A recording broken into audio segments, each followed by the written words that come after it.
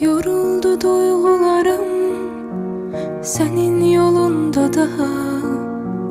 Sevmeye yoktu halım, bezip sonunda daha.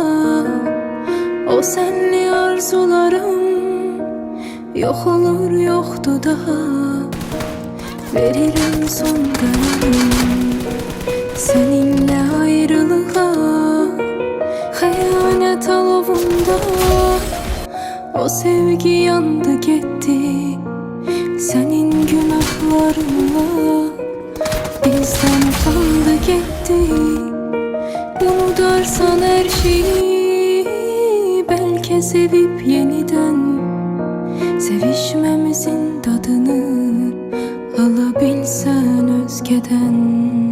Bu soyuq akşamlar senden soyuyor kalbim.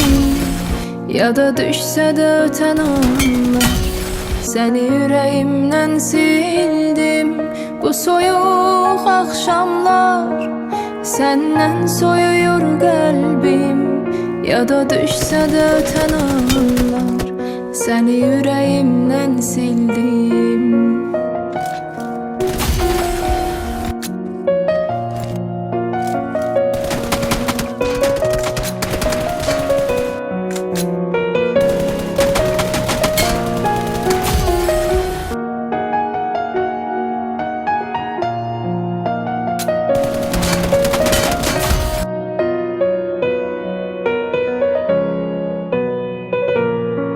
Sana bir daha dönmeyeceğim, bu gururuma söz verdim. Arasan bile dinmeyeceğim, sükutunla gider derdim.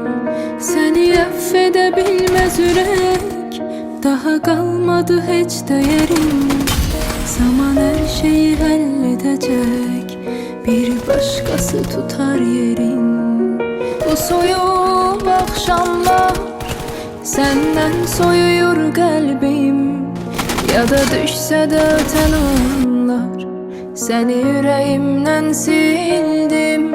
Bu soyuq akşamlar senden soyuyor kalbim. Ya da düşse de öten anlar seni yüreğimden sildim.